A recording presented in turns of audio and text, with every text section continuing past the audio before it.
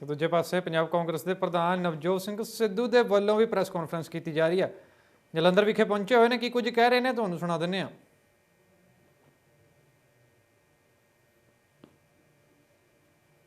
And it is about the vision which makes the difference. Party with a difference is with a vision. झूठ बेच के, सुपने बेच के सरकारां नहीं चल सकती। स्कीमां ते जुगाड़ां दे नाल सरकारां नहीं चल सकती। सरकारां हमेशा पॉलिसी नाल चलदियां ने।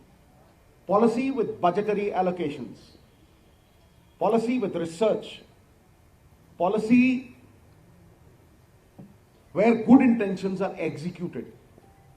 Therefore, I will start with governance reforms. ये जड़ा पंजाब मॉडल है, और मैं भाजी नाल चंगी तरह गलबात की, कुछ पहला दसिया, कुछ अज दसिया, कुछ मैं अनवेल कर चुकिया। ये नहीं कहता कि पंजाब का खजाना खाली है।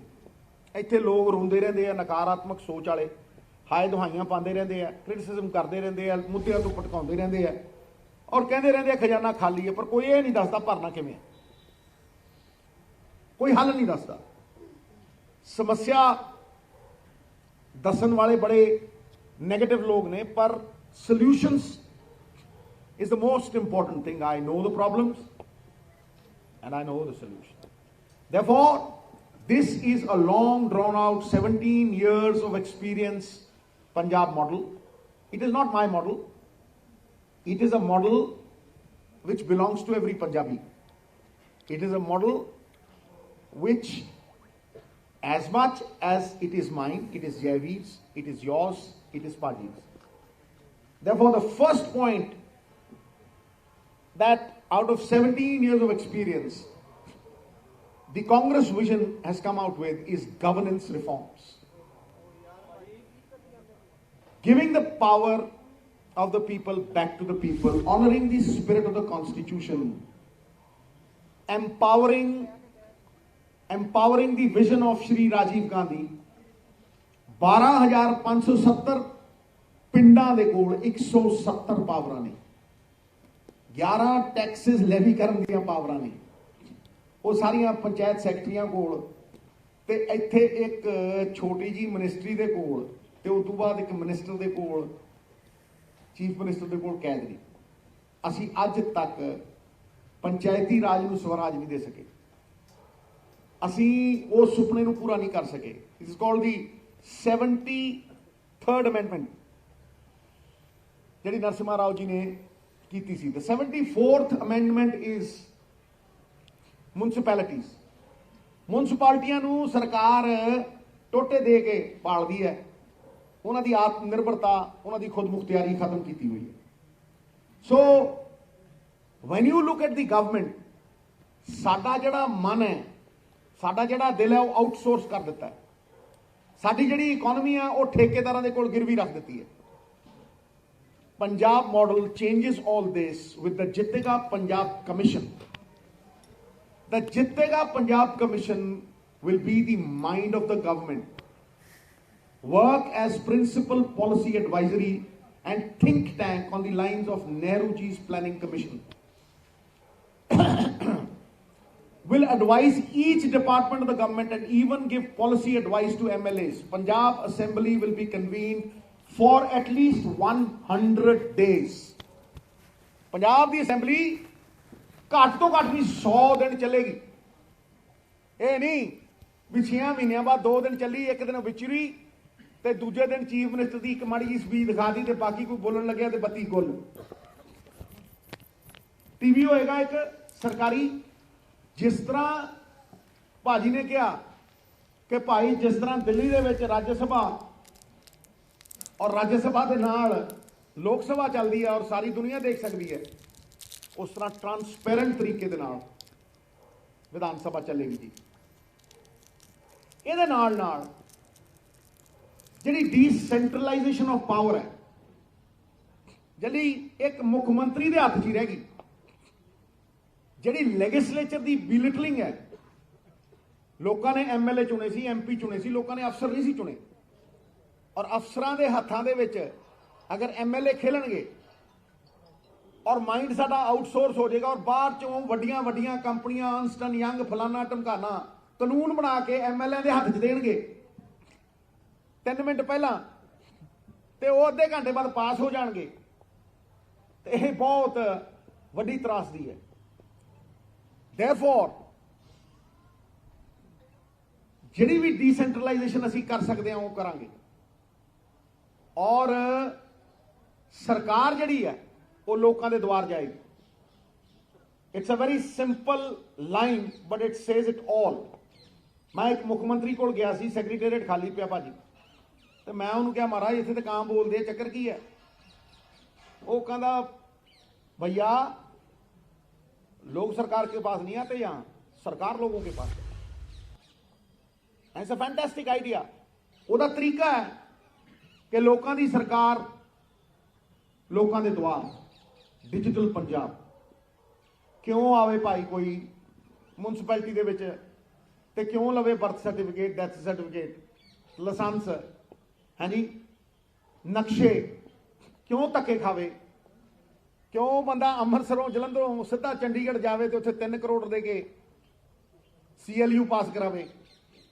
ਇਹ ਕਿਉਂ ਹੈ? ਕਿਉਂ ਬੰਦਾ ਥਾਣਿਆਂ 'ਚ ਜਾ ਕੇ ਇੱਕ ਖਸਰੇ ਨੰਬਰ ਦੇ ਉੱਤੇ 4-4 ਪਲਾਟ ਵਿਕੇ ਹੋਣ ਤੇ ਉਸ ਭੰਬਲ ਪੂਸੇ 'ਚ ਪਵੇ?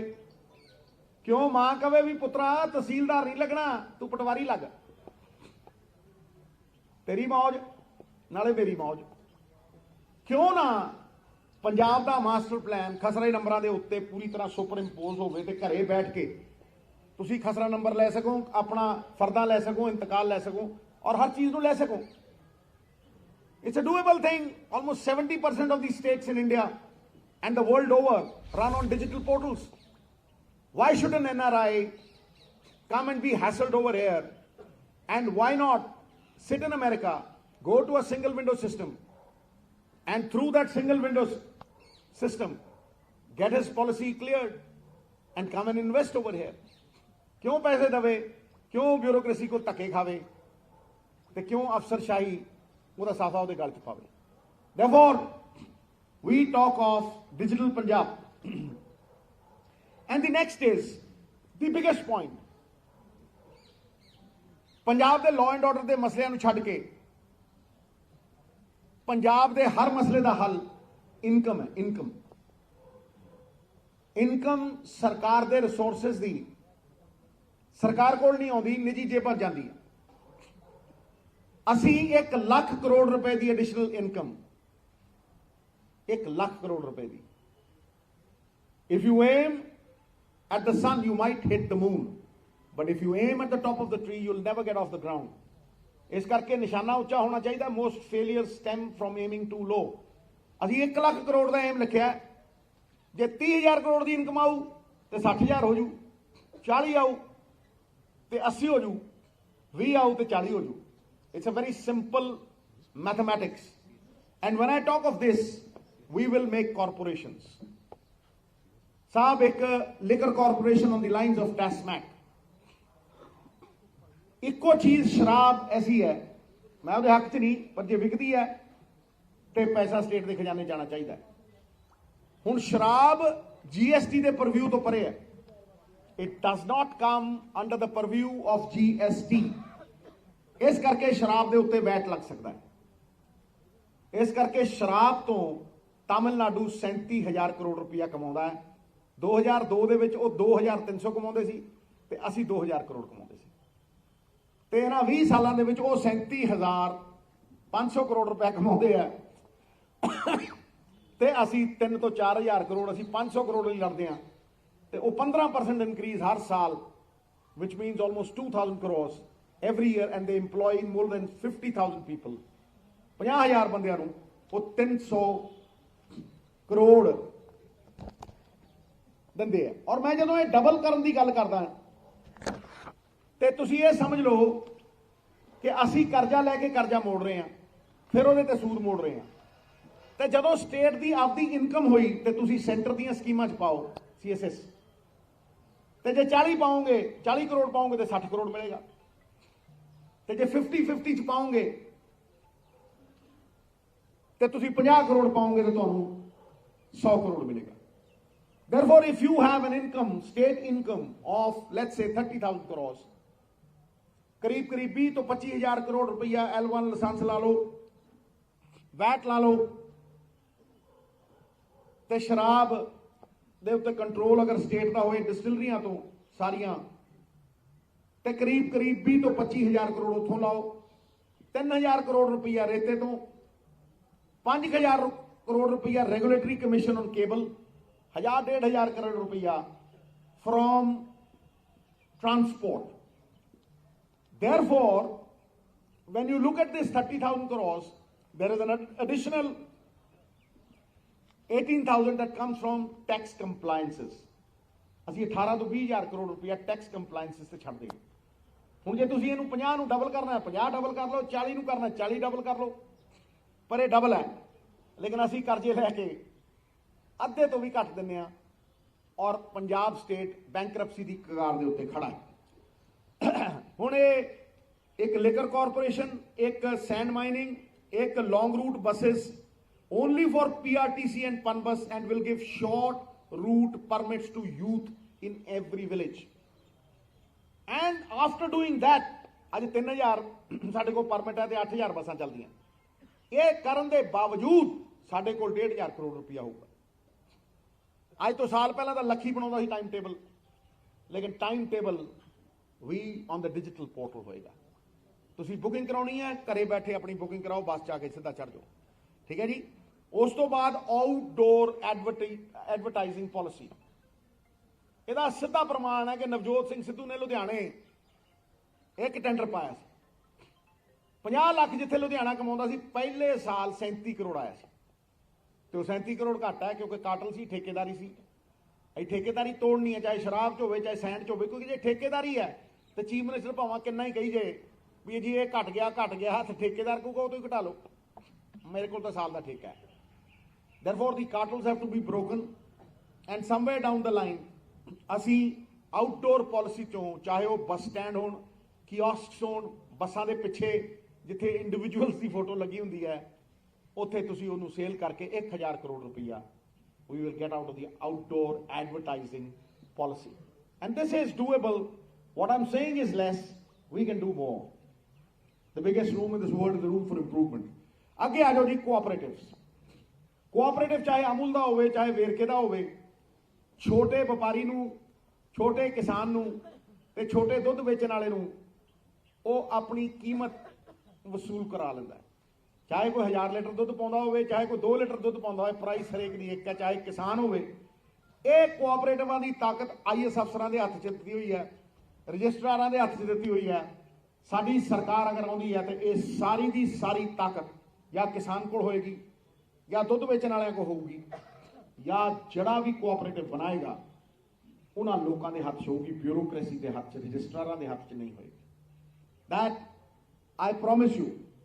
ਉਸ ਤੋਂ ਬਾਅਦ ਕੇਬਲ ਰੈਗੂਲੇਟਰੀ ਕਮਿਸ਼ਨ, ਕੇਬਲ ਦੀ ਜਿਹੜੀ ਤਾਕਤ ਹੈ ਉਹ ਇੱਕ ਬੰਦੇ ਦੇ ਕੋਲ ਮੋਨੋਪੋਲੀ ਬਣਾ ਕੇ ਦਿੱਤੀ ਹੋਈ ਹੈ, ਜੁਝਾਰ ਦੇ ਕੋਲ। ਜੁਝਾਰ ਸੁਖਬੀਰ ਦਾ ਦਲਾਲ ਹੈ।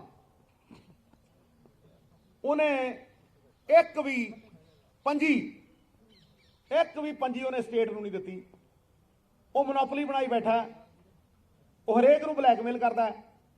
ਵੱਡੇ ਵੱਡੇ ਚੈਨਲਾਂ ਨੂੰ ਕਹਿੰਦਾ ਓਏ ਇੰਨੇ ਕਰੋੜ ਦੇ ਦਿਓ, ਨਹੀਂ ਤੇ ਕੱਟ ਦਿਆਂਗੇ ਤੁਹਾਡੀ। ਉਹ ਸਮਝਦੇ ਹੋ, ਅਸੀਂ ਉਹਦੀ ਮੋਨੋਪੋਲੀ ਤੋੜਾਂਗੇ, 5 ਤੋਂ 7 MSO ਲਿਆਵਾਂਗੇ।